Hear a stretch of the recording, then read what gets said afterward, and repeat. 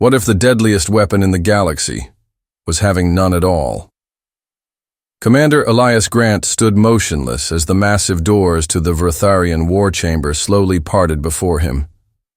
The ancient metal plates, carved with scenes of conquest and victory, groaned under their own weight, revealing the dim, smoky hall beyond. Every instinct in his body told him to run. He did not.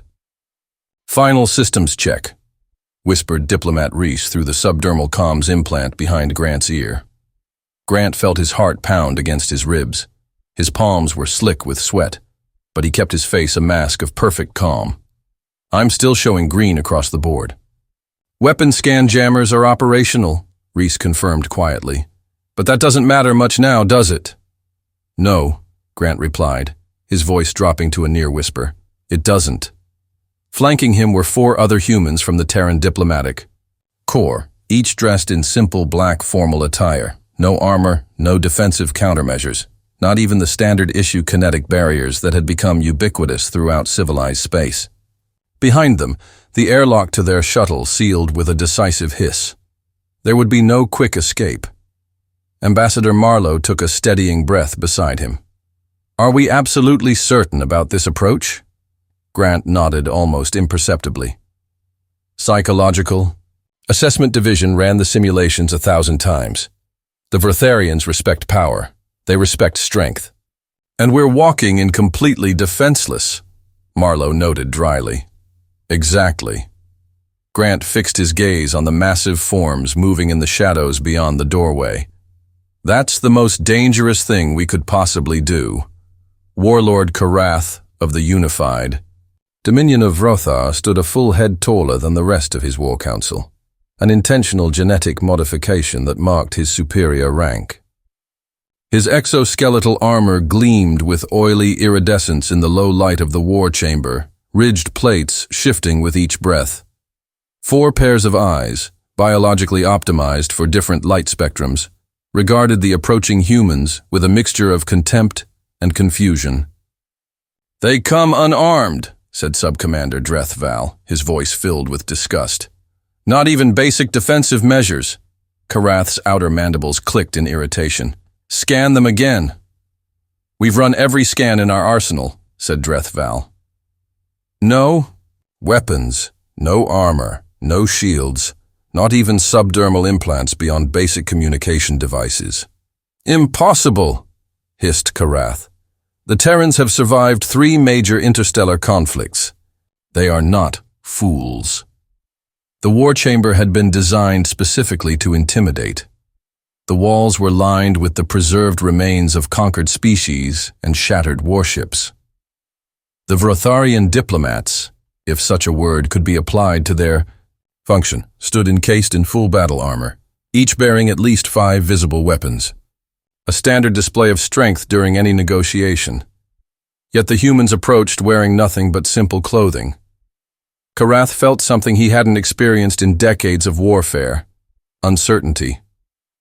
"Perhaps," offered Dreth Val, "they believe their destruction would trigger a disproportionate response from their fleet." "Their nearest fleet is 3 systems away," countered Karath. "And their vessels are outclassed by our dreadnoughts." Tactical advisor Mock Laren stepped forward, the neural augments embedded in his skull pulsing with faint blue light. "There is another possibility, Warlord. They may be implementing what our intelligence calls Directive 17. Karath's primary eyes narrowed. "Explain." "A psychological warfare tactic. By arriving defenseless, they create an impossible dilemma. If we strike them down, we appear dishonorable, attacking the vulnerable. If we treat them as equals, we legitimize their apparent weakness." Karath's claws flexed involuntarily. A clever trick, but ultimately futile. Yet as the humans drew closer, Karath felt his unease growing. There was something in their posture, in the unwavering gaze of their leader, that defied explanation. No fear, no apprehension, only absolute, unshakable confidence. Who walks into battle already certain of victory? 3 weeks earlier, Orbital Command Station Arcturus, Terran Federation Space Grant stood at rigid attention, as Fleet Admiral Thorn paced the length of the tactical display. The holographic projection of the Vrotharian homeworld slowly rotated between them, its surface marked with red indicators denoting military installations.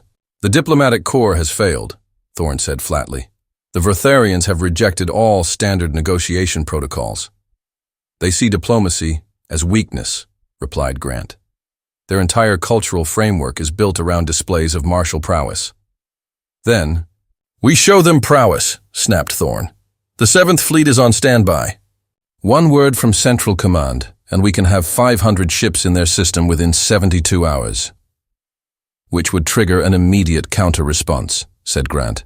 "Our latest intelligence suggests they've been stockpiling antimatter. Warheads in violation of the Proxima Accords. If we send the fleet, they'll see it as the opening move in a full-scale war. So we're at an impasse." Thorn's voice was heavy with resignation. "Not necessarily," said Grant. "There's one approach. We haven't tried yet." Thorn raised an eyebrow. "I'm listening." "We go in naked." The Admiral's face contorted in confusion. "Excuse me?" "No weapons, no armor, no defensive systems whatsoever." Grant stepped forward, manipulating the holographic display to show the Vrotharian war chamber.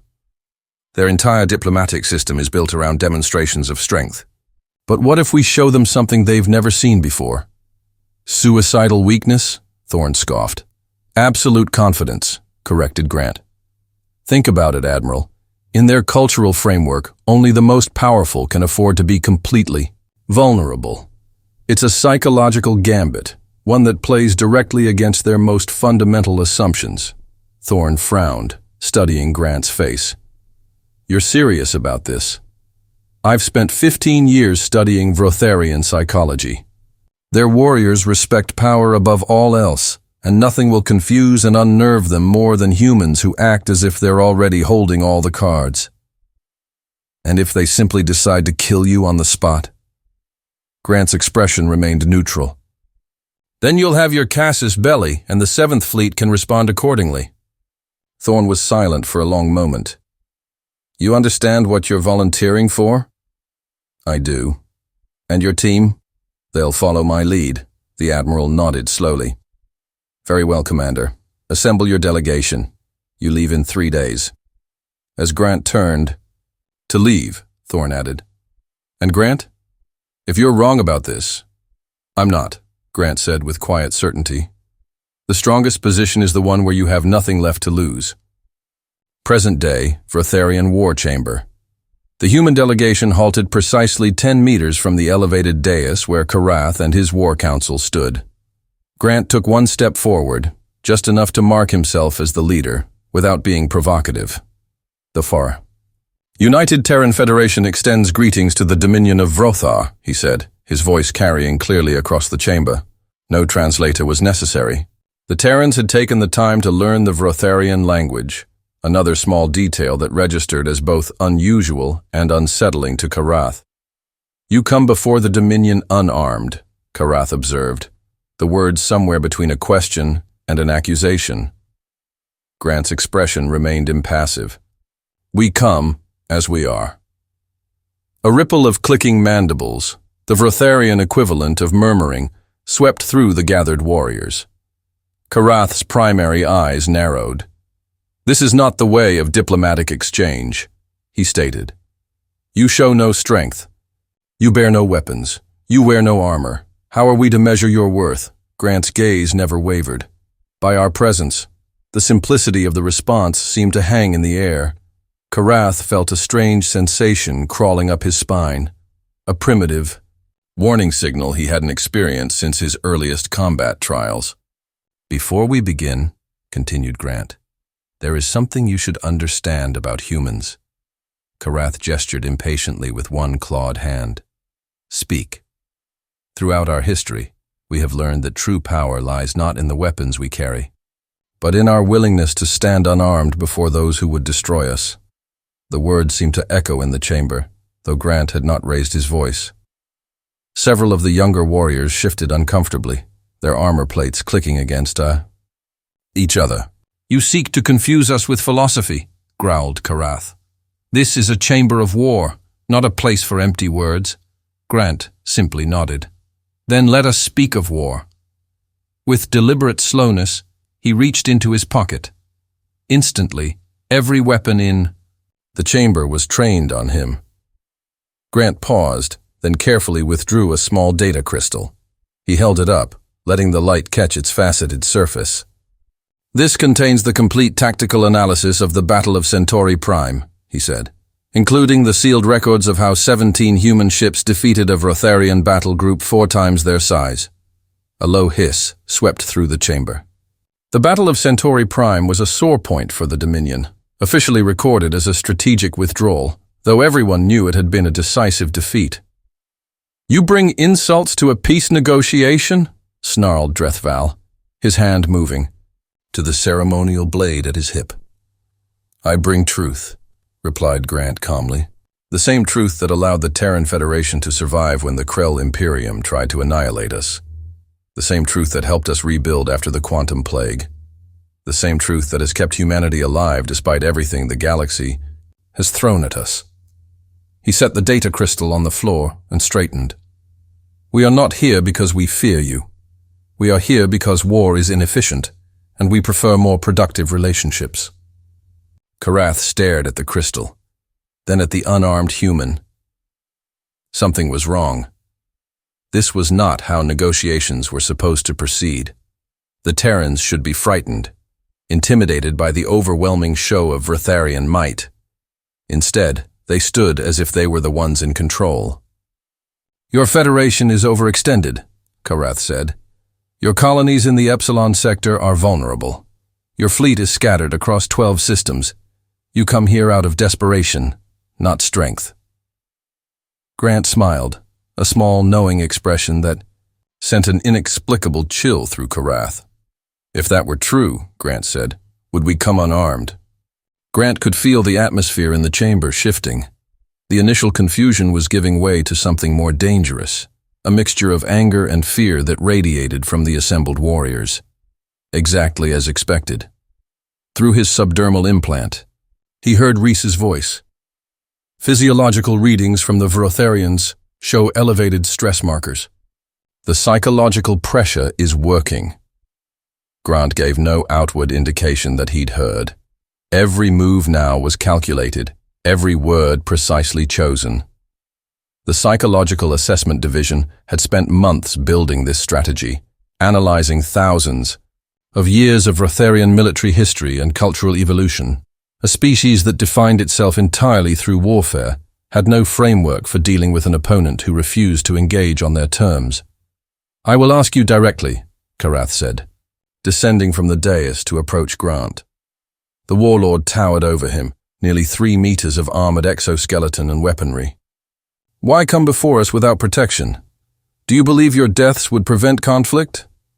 "Our protection is unnecessary," Grant replied, "and your question reveals a fundamental misunderstanding of our position." Karath's mandibles twitched, a sign of irritation. "Explain." "You see our lack of weapons as vulnerability. We see it as demonstration. Throughout human history, the truly powerful never needed to display their strength. Only the insecure feel compelled to brandish weapons at every opportunity." A dangerous rumble moved through the assembled warriors. Grant had just delivered what amounted to a grave insult in Vrotharian culture, suggesting that their displays of might stemmed from weakness rather than strength. "You test the limits of our patience, human," growled Karath, "and you test the limits of our tolerance," Grant countered, still perfectly calm. "The Dominion's recent expansion into the Epsilon sector violates 3 separate treaty agreements. Your military build-up along the Varel corridor threatens peaceful trading routes that have existed for centuries, and your refusal to acknowledge the sovereignty of the Terran colonies on Proxima Centauri Fort brings us dangerously close to open conflict." "These matters are not open for negotiation," said Karath. "The Dominion expands, as is our right. The weak must make way for the strong." "And that," said Grant, "is precisely why we are here." He stepped closer to Karath, a move so unexpected that the warlord actually shifted backward slightly. Around them, weapons were raised, targeting systems locking onto Grant's unprotected form.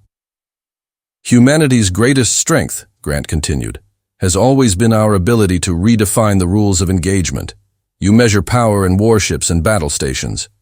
We measure it in options. Words, dismissed Karath. Empty words from a species facing extinction. Grant smiled again. If you truly believed that, Warlord Karath, you would have already given the order to kill us. But you haven't, and we both know why. The chamber grew deathly quiet. Even the ambient sounds of armor and weapons seemed to fade away. You're not certain, Grant said softly. For the first time in your long career, you're facing something you don't understand. And it terrifies you. Karath felt his pulse quickening. The human's words struck with more precision than any weapon. How could this defenseless creature stand before him, speaking such insolence, showing no fear? What did they know that he did not?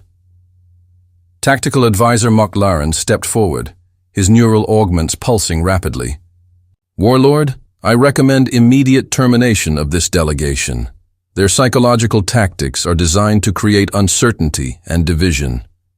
Karath raised a hand for silence, his 4 pairs of eyes never leaving Grant's face.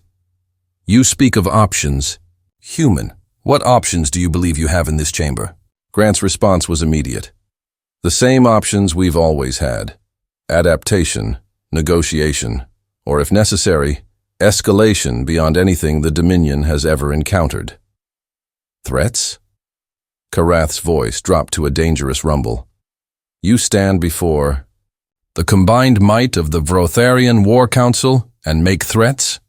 Not threats, corrected Grant. Assessments. The Terran Federation has survived extinction-level events on multiple occasions. We've rebuilt from the ashes of civilizations greater than yours. We've endured horrors that would break lesser species. He gestured to his unarmed companions. We stand before you not because we are weak, but because our strength takes forms. You have never considered! Karath's patience finally snapped. With a roar that shook the chamber, he lunged forward, razor-sharp claws extended toward Grant's throat. Grant didn't move, didn't flinch, didn't even blink. Time seemed to slow as Karath's massive form bore down on him.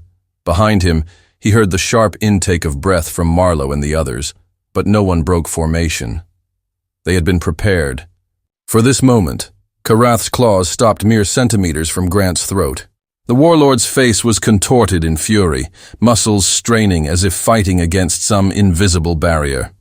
But there was no barrier, no hidden shield, no last-second technological salvation, only Grant's unwavering gaze meeting Karath's 4 pairs of eyes. The chamber was frozen in collective shock. No Vrotharian had ever seen their warlord halt an attack once begun. It was inconceivable, a violation of their most sacred warrior codes. Yet something in the human's steady gaze had penetrated Karath's battle fury, something ancient and primal, recognized a truth that transcended weapons and armor. To strike down the defenseless was not the act of a warrior. It was the act of one who feared what they did not understand. Karath slowly lowered his arm, his breathing ragged. What are you? He whispered. The question meant for Grant alone. Grant's reply was equally quiet. What you could become if you choose a different path. The warlord stepped back, visibly shaken. The assembled warriors watched in stunned silence, witnessing something unprecedented in Vrotharian diplomatic history. The Federation proposes a joint commission, Grant continued, his voice now carrying to the entire chamber. Equal representation from both our species, with the mandate to resolve territorial disputes in the Epsilon sector without military intervention. He gestured to Ambassador Marlowe, who stepped forward with a second data crystal. This contains our proposed framework, including safeguards for both Vrotharian and Terran interests. We believe it represents the beginning of a more productive relationship between our civilizations. Karath stared at the crystal, then at Grant. The warlord's expression was unreadable, But the tension in the chamber had transformed into something else. A wary respect mingled with confusion. "The War Council will consider your proposal," Karath said finally, making a gesture that caused the warriors around him to lower their weapons. Grant nodded once. "That is all we ask." The journey back to the shuttle was conducted in tense silence. No Vrotharian spoke as the human delegation was escorted through the massive war complex, past rows of battle-scarred warriors who watched them with new and calculating eyes. Only when they were safely aboard the shuttle, breaking atmosphere and heading back to the Terran diplomatic vessel in high orbit, did anyone speak. "Holy hell," breathed Lieutenant Pike, the delegation's security officer, a title that had proven largely ceremonial. "I think I aged 10 years in there." Reese let out a shaky laugh. "Did you see their faces when Karath couldn't go through with it? I thought their eyes were going to pop out of their skulls." Marlowe turned to Grant, who sat quietly staring out at the curved horizon of the Vrotharian homeworld. "How did you—" "No, he wouldn't kill you?" she asked softly. Grant was silent for a long moment. "I didn't," he admitted finally. "Then how?" "Psychological Assessment Division identified a critical weakness in Vrotharian culture," Grant explained. "Their entire society is built around the concept of honorable combat. They respect strength above all else. But their definition of strength is narrow, limited to physical prowess and martial skill." He turned from the viewport. "By refusing to engage on their terms, by standing unarmed and unafraid, we presented them with a paradox they couldn't resolve within their existing framework." "The ultimate power move," Pike said, shaking his head in disbelief. "Weaponized vulnerability," corrected Grant. "The strategy was never about surviving the meeting. It was about forcing them to see humanity differently." Reese leaned forward. "And if Karath had gone through with it? If he'd killed you?" Grant's expression remained calm. "Then the 7th Fleet would have had its justification for full military intervention, and the Dominion would have faced the consequences of striking down unarmed diplomats in a peace negotiation." "So, either way, we win," Marlowe said slowly. "Either way, we create a path forward," Grant replied. "War is sometimes necessary, but rarely optimal. Today, we gave the Vrotharians a glimpse of something they've never encountered before. A species that defines power differently than they do." He turned back to the viewport, watching as the blue-green world receded below them. "That's humanity's true strength. Not our weapons or our technology, but our ability to redefine the rules of the game." 6 days later, Terran Federation, Embassy Neutral Space Station, Concordia. The message from the Dominion arrived without warning, a formal communication delivered by a Vrotharian courier in ceremonial dress rather than battle armor. An unprecedented concession to diplomatic protocol. Grant read the transmission twice, then set it aside, leaning back in his chair. Admiral Thorne's holographic projection flickered impatiently. "Well, what does it say?" "They've accepted the framework for the Joint Commission," Grant said. "All major provisions intact, including the demilitarized zone along the Vorel corridor." Thorne's eyebrows shot up. "Just like that? No counter-demands? No territorial concessions?" "There is one condition," Grant said. "They insist that I personally lead the Terran delegation." "You? Why?" Grant's mouth curved in a faint smile. "The message says they will only negotiate with the warrior who conquers without weapons." Thorne was silent for a moment. "It seems you've made quite an impression, Commander." "Not me," corrected Grant. "Humanity. We showed them something their centuries of warfare never prepared them for. The strength that comes from choosing vulnerability when everyone expects force." He picked up the datapad containing the Vrotharian response. "This is just the beginning, Admiral. The Dominion is watching us now, trying to understand what other forms of power we might possess." "And what will they see?" asked Thorne. Grant's expression grew serious. "That depends on what we choose to show them.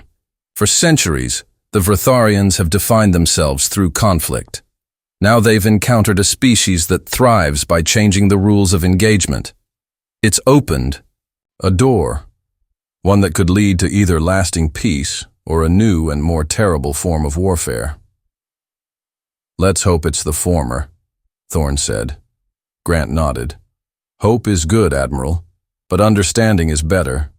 The Vertharians respect us now, not because we outgunned them or outfought them, but because we showed them something they'd never seen before.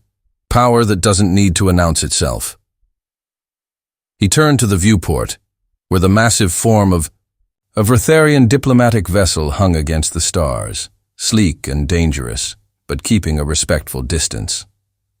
That's the lesson humanity has learned through thousands of years of conflict, Grant said quietly. True strength isn't about the weapons you carry. It's about knowing exactly when to set them aside. In the private chambers of the Vertharian war complex, Warlord Karath stood before his ancestral weapons display. Generations of conquering blades, each marked with the blood of defeated enemies. You let him live, said Drethval from the doorway, his voice carefully neutral. Karath did not turn. I did. The Council is uncertain about this decision, as they should be. Karath reached out, tracing a claw along the edge of an ancient ceremonial blade. We face something new, Drethval, something our ancestors never prepared us for. Humans, spat the sub-commander. Soft creatures with fragile bodies. Karath turned, his 4 pairs of eyes glinting in the low light. You misunderstand. It is not their bodies that concern me. It is their minds. He gestured to the weapons around them. For 12 generations, the Dominion has conquered through superior force. We meet strength with greater strength. We meet weapons with more powerful weapons. Karath's mandibles clicked thoughtfully. But how do you defeat an enemy that refuses to acknowledge the battlefield you've chosen? Drethval had no answer. The human stood before me, unarmed, unafraid, continued Karath. In that moment, I saw something I have never encountered in all my cycles of warfare. What?